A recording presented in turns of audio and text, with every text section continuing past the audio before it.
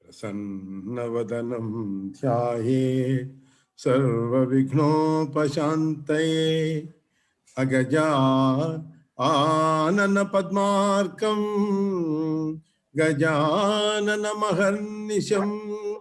अनेकदं तं भक्तानां एकदन्तमुपास्महे एकदन्तमुपास्महे।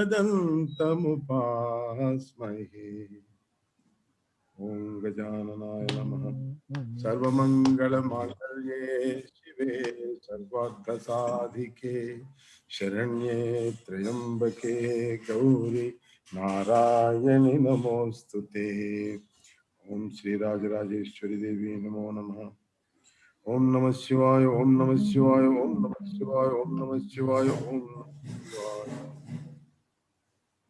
ओम नमो नारायणाय ओम नमो नारायणाय ओम नमो नारायणाय ओम नमो नारायणाय ओम नमो नारायणाय ओम नमो नारायण। श्री राधाय नमः।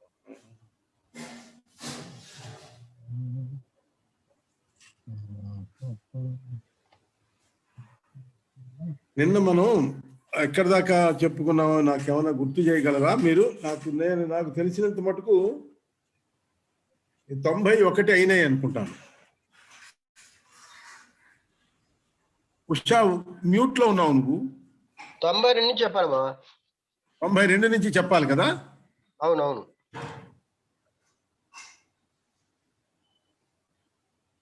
ధనుర్ధరో ధనుర్వేదో దండో దమయతా దమః అపరాజిత సర్వసహో నియంత అనియమో అయమః. ఇక్కడ చదివేటప్పుడు నియంత నియమో యమః అనే చదువుతాము, కానీ అక్కడ ఆ అనియమ అని వస్తుంది అనమాట అక్కడ అర్థం. అందుకని దాన్ని కొంచెం విడదీసి చదివాను నేను. ధనుర్ధర ధనుర్వేద దండ దమయిత దమః అపరాజిత సర్వసహ నియంత అనియమ అయమ. ఇక్కడ ధనుర్ధర అంటే ధనుర్ధారి, ధనుస్సుని ధరించిన వాడు. ప్రతివాడు నువ్వు నేనైనా ధనుస్సుని ధరించగలం, అది కాదు. ఇక్కడ మహావిష్ణువుని ఎలా అంటున్నారు? రామావతారంలో ఆయన కోదండరాముడు అయ్యాడు, అందువలన ఆయన ధనుర్ధర అనే పేరు వచ్చింది. ఎందుకంటే అంతటి కంటే గొప్ప ధనుర్ధారి ప్రపంచంలో పుట్టలేదు, అంతటి గొప్పవాడు ఆయన. ఆయన రూపాన్ని మనం విడిగా మనం ఊహించలేము. ఆయన ఎప్పుడు కూడా శ్రీరామావతారం అనగానే ఆయన చేతిలో విల్లంబులు ఉండాల్సినదే. అట్లాగే మనకి గుర్తుంటుంది, కోదండరాముడే మనకు అనిపించేవాడు. అందువల్ల ఆయన ధనుర్ధర ధనుర్వేద. అట్లాగే ఈ శ్రీరామచంద్రమూర్తి ధనుర్వేదాన్ని గొప్పగా అభ్యసించాడు. అందువల్లనే ఆయనకి తెలిసినట్లుగా ధనుర్వేదం ఇంకెవరికీ తెలియదు. ధనుర్వేదంలో అంత గొప్పవాడు శ్రీరామచంద్రుడి యొక్క అవతారం అనే అర్థం. దండో దండ అంటే దండన, దండ నీతి. దండించే వారిలో దండనను నేనే అని చెప్పాడు శ్రీకృష్ణ పరమాత్ముడు. దమయిత అంటే దండించేవాడు. దండించేవాడంటే ఎవరైనా దండించేవాడా? అలా ఎందుకు ఆయన దండిస్తాడు అంటే దండించే వాళ్ళ రూపంలో ఉన్నవాడు ఆయన. యమధర్మరాజు ఆయన దండన చేస్తాడు కదా, ఆయన రూపంలో ఉన్నవాడు పరమాత్ముడే. రాజులు చేస్తారు, దండిస్తారు, శిక్షలు వేస్తారు. అలాగా మరి దుష్టుల్ని శిక్షించాలంటే ఆ రూపంలో ఉన్నవాడు రాజు, ఈయన పరమాత్ముడే. దమః అంటే నిగ్రహం తానే అయి ఉన్నవాడు. శమదమాదులు అని అంటాం మనం, చూసారా? ఆ దమం అంటే ఏంటి? నిగ్రహం అన్నమాట. తనే నిగ్రహించేవాడు. అంటే దండనీతి ద్వారా మానవుల్లో ఇంద్రియ నిగ్రహాన్ని కలిగించేవాడు కూడా ఆ పరమాత్ముడే. అపరాజిత, ఆయనకి పరాజయం ఉండదు. ఎవ్వరూ ఆయన్ని పరాజయం పాలు చేయలేకపోయారు. ఎవ్వరు ఏ శత్రువులు కూడా ఆయన్ని పరాజితులు చేయలేదు. సర్వసహ అన్ని కార్యాల్లోనూ ఆయన సిద్ధహస్తుడు. అంటే ఏంటి? శత్రువులందరినీ జయించిన వాడనమాట. సర్వసహ ఆయన ఏ కార్యాన్ని తలపెట్టినా ఆ కార్యాన్ని ఆయన పూర్తిగా సక్రమంగా నిర్వహించాడు అని. నియంత అంటే నియమించేవాడు. ఏమిటి నియమించేవాడు? ఆయన మనుష్యులందరినీ కూడా తమ తమ విధులలో నియమించాడు. దేవతలందరినీ కూడా తమ తమ విధులలో నియమించాడు. గ్రహాలన్నిటిని కూడా వాటి వాటి యొక్క గ్రహ స్థానాల్లో వాటి యొక్క చలనాన్ని నియమించాడు అనమాట. అందువలన ఆయన నియంత, ఆయన నియమించాడు. ఆయన అనియమః, అనియమః అంటే నియమం లేనివాడు. నియమం లేకుండా అలా ఉంటాడు ఆయన అంటే ఆయనకు అసలు ఏ నియమమైనా వర్తిస్తుందా? ఆయనకి ఏ నియమం వర్తించదు. ఎందుకంటే నియమాలన్నీ ఆయనే మన చేత వర్తింపజేస్తాడు. మనకి ఆయన అన్నిటికీ ఆయన సర్వాధికారి అయినప్పుడు మనం ఆయనకి ఈ నియమంలో నువ్వు ఉండు అని నువ్వు చెప్పగలవా? మనం చెప్పగలవా? స్వామి, నేను ఇంత పూజ చేశాను, నేను నీకు ఇంత 15 ఏళ్ళగా నీకు నేను తపస్సు చేసుకుని నేను చేస్తున్నాను, నాకు ఇది ఇవ్వాలి, ఇది నియమం, నువ్వు చెయ్యేస్తేరా అని మనం అనగలమా? అలా మన నియమాలను ఆయనకి పెట్టలేము. కాబట్టి ఆయన అనియమః అయ్యాడు. అయమః, యమ అంటే ఏంటి? మరి మృత్యువే కదా. అయమః, ఆయనకి మృత్యువే లేదు, మృత్యువు లేనివాడు అంటే కాలాతీతుడు. సత్వవాన్ సాత్వికః సత్యః సత్యధర్మపరాయణః అభిప్రాయః ప్రియార్హో అర్హః ప్రియకృత్ ప్రీతివర్ధనః. ఇక్కడ సత్వవాన్, సత్యవాన్ కాదు ఇది, సత్వవాన్. సత్వవాన్ అంటే సత్వం అంటే బలం, మహాబలవంతుడు ఆయన. వీరత్వం, శూరత్వం మొదలైనటువంటి లక్షణాలు అన్నీ కూడా ఆయనలో ఉన్నవి. అంత మహాబలవంతుడు ఆయన, అంత అధికంగా ఉన్నవాడు. సాత్వికః, సాత్వికః అంటే సత్వగుణం. ఇక్కడ సత్వగుణం, సాత్వికమైనటువంటి గుణం. ఆయన మహావిష్ణువులో ఈ 3 సత్వ రజ తమో గుణాల్లో సత్వగుణాన్ని ఎక్కువగా ప్రధానంగా ఉన్నవాడు విష్ణువు. అందువలన ఈయన సాత్వికః అని ఆయన్ని పిలుస్తాం. సత్యః, ఆయన సత్యస్వరూపుడు. ఇంకా ఆయన కంటే సత్యస్వరూపుడు ఎవరై ఉంటారు? తర్వాత సత్పురుషులందరిలోనూ ఆయన ప్రతిష్ఠితమై ఉన్నాడు కాబట్టి వాళ్ళందరూ సత్యమే చెప్తారు. అందువలన తనే ఆ యొక్క వాళ్ళలో సత్యముగా ఉండి తన సత్య స్వరూపాన్ని అక్కడ చూపిస్తున్నాడు అనమాట. సత్పురుషుల్లో ఆయన ప్రతిష్ఠితమై ఉన్నాడు అనమాట. సత్యధర్మ పరాయణ, అంతే. సత్యము ధర్మము అన్ని తనే అయి ఉన్నవాడు కాబట్టి ఆయన సత్యధర్మ పరాయణుడయ్యాడు. అభిప్రాయ, ఇక్కడ అభిప్రాయం అంటే ఏమిటి? మనం నీ మీద నాకున్న అభిప్రాయం, మీ మీద నాకు అభిప్రాయం, అది కాదు. ఆ అభిప్రాయం కాదు ఇక్కడ అర్థం, అసలు కాదు. పురుషార్థములకై మనం కోరుతాం ఆయన్ని. అయ్యా నాకు ఇది కావాలి, పురుషార్థం కదా. అంటే పురుషార్థాలు చాలా ఉన్నాయి. అవి నాకు ఇది కావాలి, నాకు అది కావాలని మనం కోరేవాడు ఎవడైతే ఉన్నాడో అతడే అభిప్రాయుడు. ఇంకా ఇంకొకటిగా మనం కూడా ఆలోచించవచ్చు. ప్రళయకాలంలో ఈ ప్రపంచాన్ని అంతటిని తనని అభిముఖంగా చేసుకునేవాడు. అభిప్రాయం అంటే ఇక్కడ చూడండి, తనకి ఈ ప్రళయకాలంలో మొత్తం అన్ని తన వైపే తిరిగి తన వైపు వచ్చేస్తూ ఉంటాయి. అంటే తను లయం చేసుకుంటున్నాడు, లీనం చేసుకుంటున్నాడు. అంటే అవన్నీ అభిముఖంగా ఆయనకి వచ్చేస్తాయి అన్నమాట. అట్లా లీనం చేసుకునేవాడు అభిప్రాయుడు. లయింపజేసేవాడు, అన్నిటినీ తన వైపు లాక్కునేవాడు. ప్రియార్హ అంటే ఇక్కడ చూడండి, ప్రియ అంటే ఇష్టం. మనకి ఏది ఇష్టమో మనం కోరుకుంటాం. నాకు ఇది కావాలి, నాకు ఇది కావాలి అని కోరుకుంటాం.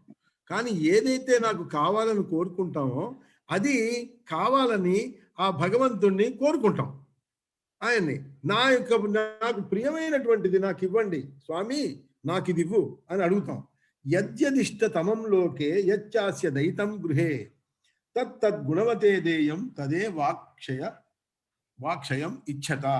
అంటే ఏ వస్తువు తనకి ప్రియమైనదో, తనకి చాలా తృప్తి కలిగించేదో, గృహంలో అంటే మన ఇంట్లో చాలా జాగ్రత్తగా చూసుకోబడేదో, అలాంటి వాటిని మనం ఇంకా కావాలి అని కనుక మనం పొందాలని ఆశిస్తే అప్పుడు మనం ఏం చేయాలి? అర్హత కలిగిన వాళ్ళకి దానం ఇవ్వాలి. అంటే పరమాత్మకి ఇప్పుడు మనం హుండీలు కట్టుకుంటాం. ముడుపులు కట్టుకొని భగవంతుడి దగ్గరికి తీసుకెళ్ళి ఆ ముడుపు చెల్లిస్తామే, అది దేనివల్ల? మనకి ఇది కోరిక ఉంది.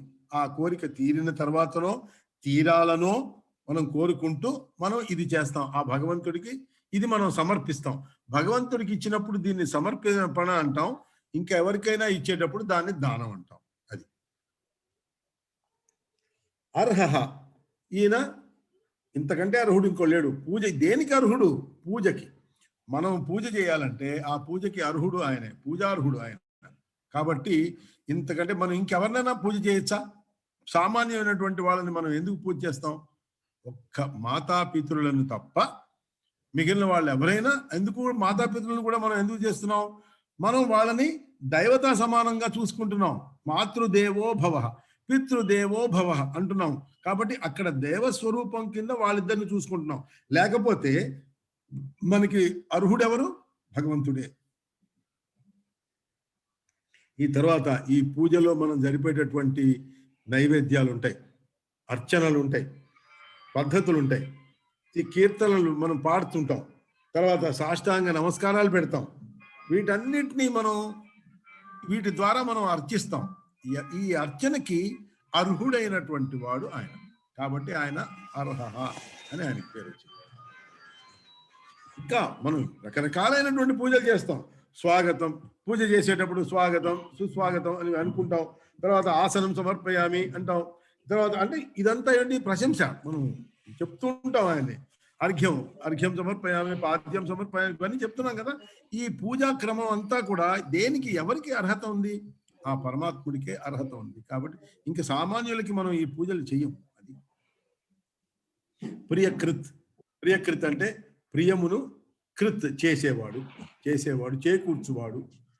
తనని ఎవరైతే ఉపాసిస్తారో, ఏ భక్తులైతే అతన్ని భక్తిగా మనసారా ధ్యానిస్తారో వాళ్ళకి ప్రియమైన వాటిని మేలైన వాటిని సమకూర్చేవాడు ఆయన ప్రియకృత్. ప్రీతివర్ధన, భక్తుల యొక్క ఆనందాన్ని వర్ధిల్ల చేసేవాడు. మనకి లోపల మనకు ఉన్నటువంటి ఆనందం, ముఖ్యంగా ఇది గమనించాలి. మనకి ఆనందం ఎప్పుడు వస్తుందండి? ఏదో మన యొక్క పిల్లవాడు పాస్ అయ్యాడు, ఫస్ట్ క్లాస్లో వస్తాడంటే అది ఆ ఆనందం ఎంతసేపు నిలబడుతుంది? 1 నిమిషం, 1 రోజు, 2 రోజులు, అంతే. అది తాత్కాలికం. నిజమైనటువంటి ఆనందం ఏంటి? ఆ భగవంతుని తలుచుకుంటుంటే, ఆయన యొక్క గుణగణాలని మనం కీర్తించుకుంటూ ఉంటే అప్పుడు వస్తుంది మనకు ఆనందం. ఆ ఆనందం శాశ్వతం. కాబట్టి దాన్ని ఇంకా పెంచేవాడు ఆ ప్రీతివర్ధనుడు ఆయన. అందువలన ఆయన ప్రీతివర్ధనుడు అయ్యాడు. విహాయస గతిర్జ్యోతి సురుచిర్ భుతభుక్ విభు రవిర్విరోచన సూర్య సవితా రవిలోచన.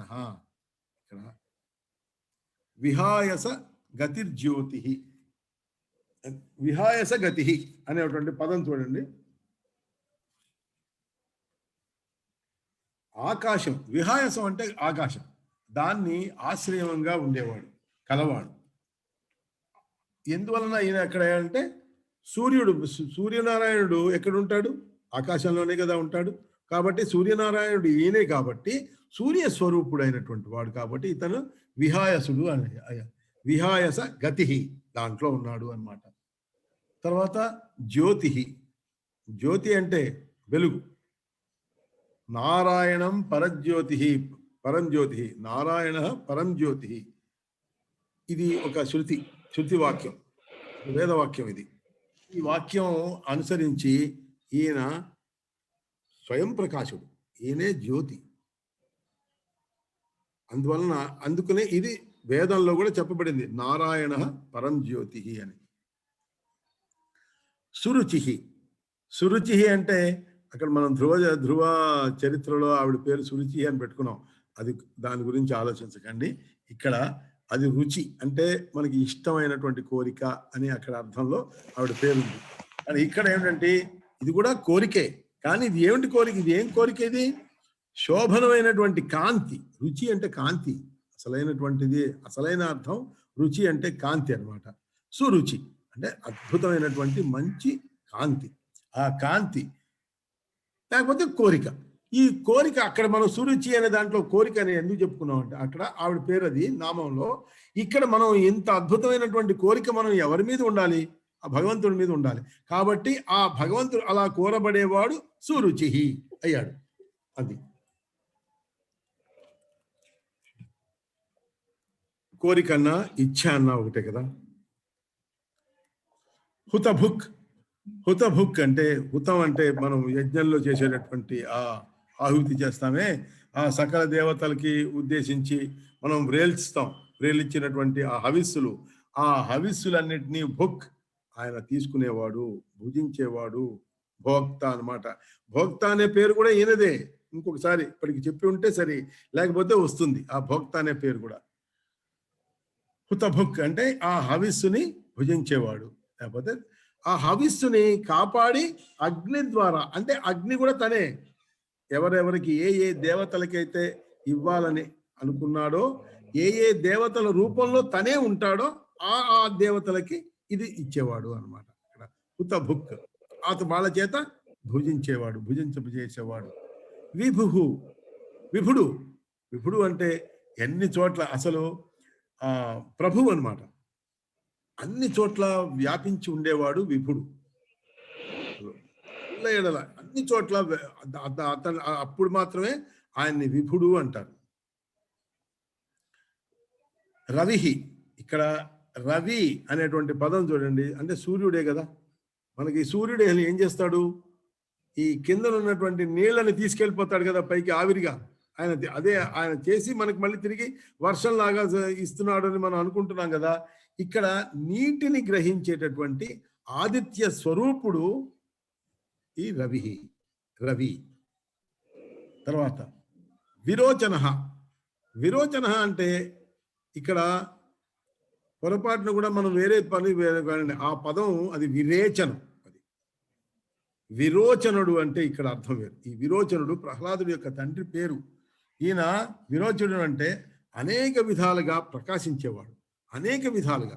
రోచి, రుచి నుంచి వచ్చినటువంటి పదం రోచిస్సు. రోచిస్సు అంటే అది కాంతి, ఒక విధమైనటువంటి ఇది అన్నమాట.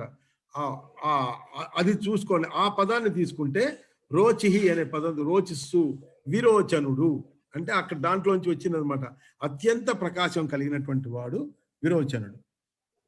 ఈయన పేరే కాబట్టే ప్రహ్లాదుడి యొక్క తండ్రి పేరు ప్రహ్లాదు. బలి చక్రవర్తి యొక్క తండ్రి పేరు విరోచనుడు అయింది. ప్రహ్లాదుడి యొక్క కొడుకు పేరు అన్నమాట. తర్వాత సూర్య, ఈయనే సూర్యుడు. సూర్యుడు అంటే ఎవరంటే సంపదను వస్తగేవాడు, సంపదను ఇచ్చేవాడు. నీకు శమంతకమణి యొక్క కథ మనకు గుర్తొస్తే ఆయన ఏమిచ్చాడు? ఈయన సత్రాజిత్తుకి సంపదను ఇచ్చాడు, సంపదను ఇచ్చేటటువంటి మణిని ఇచ్చాడు ఆయన. కాబట్టి ఆయన సూర్య రూపంలో ఆయన ప్రజలందరికీ మనకి ఇచ్చేటటువంటిది ఆరోగ్యము, కాంతి, ఇవన్నీ. ఇవి కాకుండా విడిగా ఇంకా ఏమని ఇవ్వాలి అంటే సంపద ఇస్తాడు. కర్ణుడు కథలో కూడా, కర్ణుడి కథలో ఆయనకి బంగారంతో చేసినటువంటి కవచ కుండలాలు ఇచ్చాడు. అది సంపదే. ఆయన యొక్క ఆరోగ్య సంపద. అవి ఉన్నంత కాలం అతన్ని ఎవరు ఏం చేయలేరు కదా. అందుకని ఆ ఆరోగ్య సంపదని అంటే సూర్యుడు ఇచ్చేది సంపద. ఆ సంపదని ఇచ్చేవాడు కాబట్టి సూర్యుడు. అంతేకాదు అగ్ని అని కూడా ఆయన్ని అనొచ్చు. ఎందుకంటే ఆయన తేజస్సు అంటే ఏమిటి? కాంతితో పాటు అగ్ని ఉంటుంది ఆ సూర్య గోళంలో.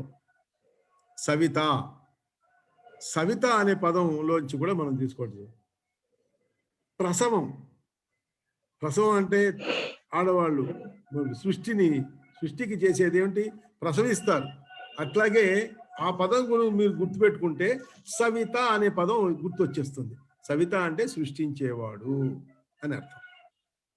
ఈ సవిత నుంచి, సవి నుంచి, సంవత్సరం నుంచే ప్రా అనేస్తుంది. ఎప్పుడు కూడా ప్రా అనే అది అదొక ప్రత్యయం, అది కలుస్తుంది అన్నమాట. శాంతి, ప్రశాంతి అట్లా అనమాట. సవిత, ప్రసవిత అట్లా అనమాట. ఈ ప్రాలేదు అసలు పదం సవిత. అందుకని ఆయన సవిత అంటారు. జగత్తునంతటిని సృష్టించేవాడు ఆయన, ప్రసవించేవాడు. ప్రసవించడం అంటే ఇప్పుడు మనం చూసుకున్నటువంటి యోనిలోంచి పిల్లవాడు పుట్టడం కాదు, అక్కడ సృష్టిని చేసేవాడు అని అర్థం ఆ సవిత.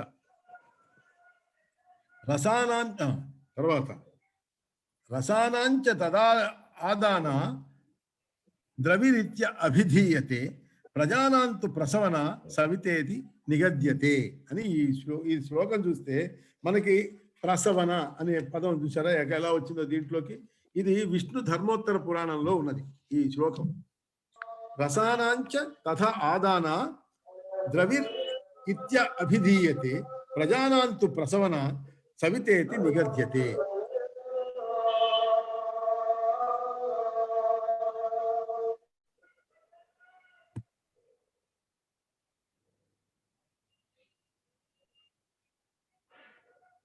రసము అంటే జలం, రసం అంటే జలం అనే అర్థం కూడా ఉంది. ఆ జలాన్ని గ్రహించడం చేత ఆయన రవి అయ్యాడు. ఎవరు? సూర్యుడు. ప్రజలని ప్రసవించడం అంటే సృష్టించడం చేత సవిత అయ్యాడు. ఇవన్నీ ఈ భగవంతుడికి వచ్చినటువంటి ఈ పేర్లు ఇలా వచ్చినాయి అన్నమాట. ఇంకా రవిలోచన. రవిలోచన అంటే మనం విరాట్ రూపాన్ని కూడా మనం చూసుకున్నప్పుడు చంద్రుడు సూర్యుడు చెరొక నేత్రం కదా ఆయనకి. కాబట్టి సూర్య శశి నేత్ర అని చెప్పి ఆయనకి మనకు పేరు ఉంది కదా. అందువల్ల దాంట్లో రవి సూర్యుడు యొక్క సూర్యుడు ఒక లోచనంగా ఉన్నాడు, ఆయన ఒక నేత్రంగా ఉన్నాడు. అందువల్ల ఈయన్ని రవిలోచన అని అన్నాడు. అగ్నిర్మూర్ధా చక్షుషి సూర్యచంద్రే అది ఒక శృతి వాక్యం ఇది. దీంట్లో విరాట్ పురుషుడికి రవి, తర్వాత ఈ అగ్నిదేవుడు ఇక్కడ నేత్రంగాను ఉంటాడు, తర్వాత మొత్తం శిరస్సులాగా కూడా ఉంటాడు. అందుకనే ఆయన యొక్క విరాట్ పురుషుడు యొక్క మనం బొమ్మ క్యాలెండర్లో దేంట్లో కనుక మనం చూస్తే ఈ శిరస్సు అంతా అగ్ని జ్వాలలు అలా పైకి లేచినట్లుగా ఉంటాయి. అది తర్వాత ఇక్కడేమో ఒకడు సూర్యుడు ఒకడు చంద్రుడు లాగా ఆయన నేత్రాలు చిత్రింపబడతాయి. మరొక శ్లోకానికి వెళ్దాం. అనంతో హుతభు భోక్త సుఖదో నైకజో అగ్రజ అనిర్విణ్ణ సదామర్షి లోకాధిష్టానం అద్భుత.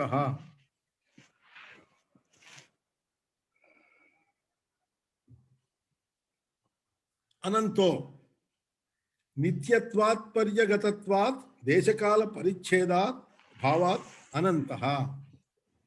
అభావాత్ అనంతత. అనంత అంటే ఏమిటి? శేషుడు అనమాట. ఆ శేష రూపంలో ఉన్నవాడు ఆయన అనంతుడు కాబట్టి, అంటే అంతమే లేనివాడు కాబట్టి అతను నిత్యుడు. ఏమాత్రమైనా పరిమితులు ఉండుంటే ఆయన నిత్యం అవడు. ఆ పరిమితుల వల్ల ఆయన తగ్గిపోతాడు, వెళ్ళిపోతాడు, ఉండకుండా పోతాడు. కానీ ఈయన అనంతుడు కాబట్టి ఈయన నిత్యుడు. ఈయన నిత్యుడు కాబట్టి కాలము చేత కానీ దేశము చేత కానీ అంతం అనేది ఈయనకి లేదు. ఆదిశేషుడు యొక్క అవతారం అనంతుడు అని, అదే ఆయన పేరు. హుతభుక్, ఇక్కడ అనంతో హుతభుక్. ఇందాకనే ఈ పదం వచ్చింది మనకి, హుతభుక్ అనేది వచ్చింది. అంటే హవిస్సుని భుజించేవాడు అని చెప్పుకున్నాం కదా. అంటే ఇక్కడ హోమం ఏదైతే చేస్తున్నామో హోమం చేయబడినటువంటి పదార్థాన్ని భుజించేవాడు అని అదే పదం ఇక్కడ మరొకసారి. ఎప్పుడు కూడా విష్ణు సహస్రనామంలో మనం ఒకటి గమనించవలసిందే, విష్ణు సహస్రనామమే కాదు ఏ సహస్రనామం చూసుకున్నా కూడా కొన్ని పేర్లు మళ్ళీ వచ్చినాయి, రిపీట్ అవుతున్నాయి అని అనిపిస్తుంది. అది పునరుక్తి కాదు. పునరుక్తి అంటారు, రిపీటేషన్ అంటే పునరుక్తి, మళ్ళీ చెప్పడం అనేది. అది పునరుక్తి కాదు. ఎందువల్ల అంటే ఒక్కొక్కసారి ఆ విశేషం మళ్ళీ చెప్పాల్సి వస్తుంది అనమాట. దాని యొక్క మళ్ళీ చెప్పాలి. భగవంతుడు ఆ యొక్క గురించి ఎన్నిసార్లు చెప్పుకున్నా దాంట్లో తప్పు లేదు, పొరపాటు లేదు, పునరుక్తి దోషం అనేది ఏమాత్రం రాదు. కాబట్టి ఒక్కొక్కసారి మళ్ళీ చెప్తాం. అదే అర్థంతో చెప్పిన సాధారణంగా ఏంటంటే వేరే అర్థాలతో చెప్తాం, ఒక్కొక్కసారి అదే అర్థం భరించవచ్చు. అట్లాగే ఈ హుతభుక్ అనే దానికి మళ్ళీ అదే అర్థం వస్తుంది. హోమం చేయబడినటువంటి పదార్థాన్ని భుజించేవాడు, లేకపోతే పాలించేవాడు. సుఖదహ. తర్వాత భోక్త అని కూడా అనుకున్నాం కదా. భోక్త ఇందాక నేను చెప్పాను, భోక్త అనే దానికి అంటే ఈ ప్రకృతిని, ఈ మొత్తం ప్రకృతిని అనుభవించేవాడు. భోక్త అంటే మనం భోజనం చేసిన వాడని అంటాం. భోజనం చేయడం అంటే ఏంటి? మనకి పెట్టింది మనం తిన్నాం.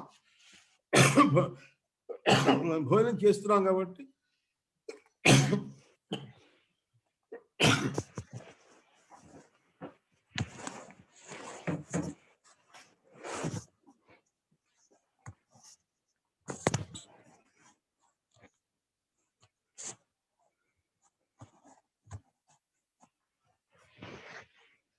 అంటే దాన్ని అనుభవించేవాడు, మనం అనుభవిస్తున్నాం కాబట్టి భోక్త అంటే అనుభవించేవాడు అని అర్థం. ప్రకృతిని అనుభవించేవాడు, ప్రకృతిని పాలించేవాడు ఈయన. సుఖదహ, సుఖదహ అంటే సుఖాన్ని ఇచ్చేవాడు. ఇంకొక అర్థం ఉన్నది, ఇది ఏమిటంటే భోక్త తర్వాత సుఖదహ అని కలిపి ఉంది కదా, భోక్త సుఖదహ అని వస్తుంది. అక్కడ అది విడదీసినప్పుడు ఏమంటే భోక్త ప్లస్ అసుఖదహ అని వస్తుంది. అసుఖదహ అంటే ఇందాక సుఖదహ అంటే చెప్పుకుంటున్నాం, సుఖాన్ని భక్తులందరికీ సుఖాన్ని ప్రసాదించేవాడు అని. ఇక్కడ అసుఖదహ అంటే ఏమిటంటే అంటే ఇవ్వడు అని కాదు, కష్టాల్ని కలిగించేవాడు అని కాదు. ఇక్కడ అర్థం ఏంటంటే ఈ కష్టాల్ని పోగొట్టేవాడు అని అర్థం. వాళ్ళకు వచ్చేటటువంటి అంటే ఒకే సంస్కృత భాషలో ఉన్నటువంటి అత్యంత గొప్పదనం ఏంటంటే కొన్ని అర్థాలు నానార్థాలు ఏకాక్షరంలోనే చాలా నానార్థాలు ఉంటాయి అన్నమాట. అందువలన ఇక్కడ కొంత మనం దాన్ని బట్టి మనం అన్వయం చేసుకోవాలి ఆ అర్థాన్ని. నైకజహ అంటే నా ప్లస్ ఏక ప్లస్ జ అంటే ధర్మ సంరక్షణార్థము అనేక పర్యాయాలు ఆయన అవతరించాడు కదా, అంతే కదా. ఒక్కసారి కాదు ఆయన పుట్టింది, జ అంటే పుట్టాడు, ఏక అంటే ఒక్కసారి, నా ఏక అంటే అనేకమైన సార్లు ఆయన ఎందుకు పుట్టాడు? ఆయన ధర్మ సంరక్షణార్థం. ఇన్ని అవతారాలు, ఆయన 21 అవతారాలు ఎత్తాడు. ఆయన ఆ 21, 22 అవతారాలు హిందూ ధర్మ సంరక్షణ అర్థం కోసమే ఎత్తాడు అన్నమాట. తర్వాత అగ్రజహ, అందరికంటే ముందు, జహ అంటే పుట్టినవాడు. ఈయన ముందు పుట్టాడా? అసలు పుట్టుక లేనివాడు కదా. ఇక్కడ చాలా ఈ అంతరార్థం మనం చూసుకోవాలన్నమాట. అందరికంటే ముందు పుట్టినవాడు అని దీనికి అర్థం. అందరికంటే అంటే చివరికి బ్రహ్మదేవుడు కూడా ముందు ఆదిజుడు అని ఆయనకి పేరు. నన్నయ్య భారతంలో ఆయన చెప్పాడు, ఆయన ఆదిజుడైన బ్రహ్మ ఉదయంబునకు ఆస్పదమైన వాడు అని పురుషోత్తముడైన శ్రీకృష్ణుడి గురించి చెప్పాడు. ఆ అగ్రపూజకి చెప్తున్నప్పుడు, అగ్రపూజకి తాంబూలం ఇవ్వవయ్యా అని చెప్పి ధర్మరాజుకి అడిగి భీష్ముడు చెప్తున్నప్పుడు, ఆ భీష్ముడు చెప్పినటువంటి పద్యంలో ఆదిజుడైన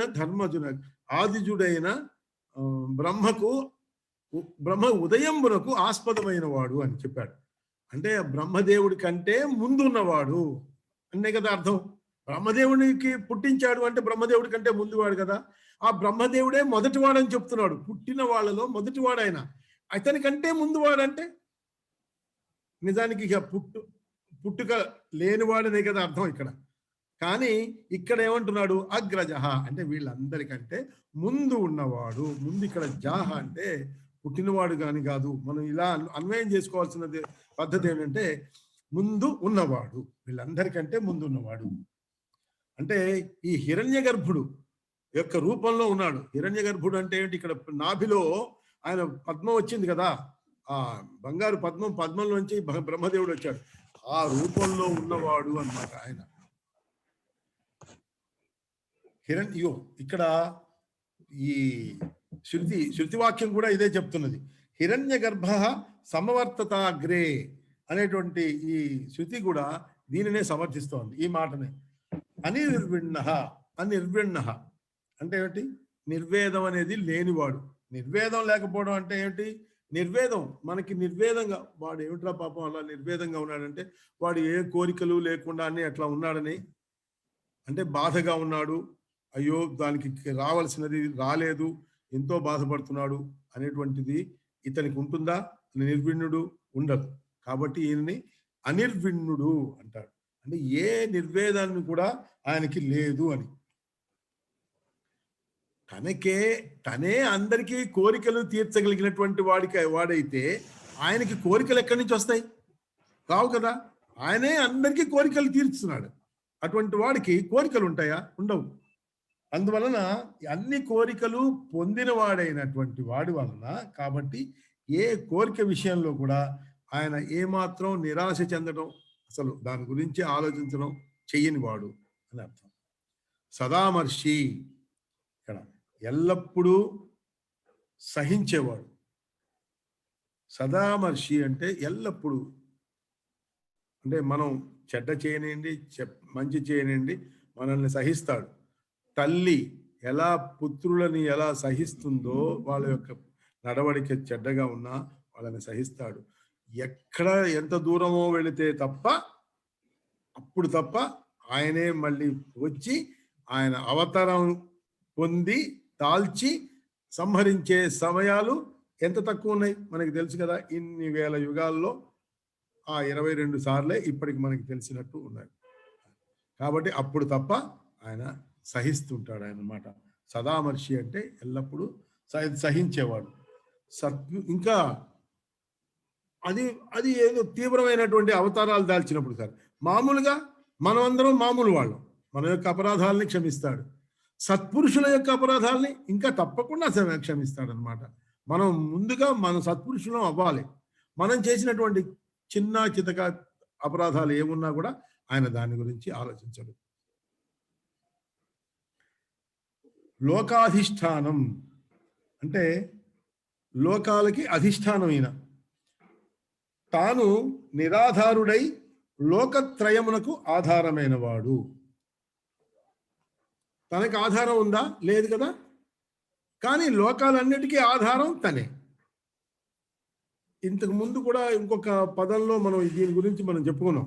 ఎందుకంటే ఈ భూమి, నక్షత్రాలు, వీటన్నిటికీ అవన్నిటికీ ఆధారం ఈయనే, ఆధారభూతుడు ఈయనే. అవి అక్కడ ఉండటమే కాదు, అవి అక్కడే ఉండి వాటి యొక్క గతులు తప్పకుండా అలాగే ఉండటాన్ని నియంత్రించినటువంటి వాడు ఈయనే. ఇంకా ఈయనకి ఆధారం ఏది? మనం అది కూడా మనం చెప్పుకున్నాం. అందువలన ఈయన నిరాధారుడనే కదా. నిరాధారం అంటే పాపం మనం ఇప్పుడు చెప్పుకున్నాం, అయ్యో పాపం వాడు నిరాధారుడు అయిపోయాడు కదా, అలా కాదు. ఈయనకి నిరాధారుడు అంటే ఈయనకి ఆధారం అనేది అవసరమే లేదు, అలాంటి వాడు. అద్భుతం అంటే ఆశ్చర్య, మహా ఆశ్చర్యం కలిగినటువంటి వాడు, ఆశ్చర్యకరమైనటువంటి వాడు. శ్రవణాయాపి బహుభిర్యో అన లభ్య శృణ్వంతోపి బహవోయం న విద్యు ఆశ్చర్యో వక్త కుశలోకస్య లబ్ధ ఆశ్చర్యో జ్ఞాత కుశలాను ఇష్ట. ఇది ఈ వాక్యం ఇది మరొకసారి నేను చదువుతాను.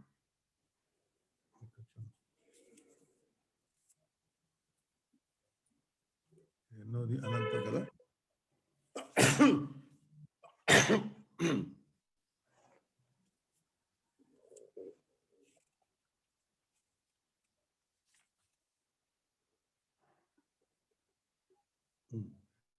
ఇది కఠోపనిషత్తులో ఉన్నటువంటి శ్లోకం.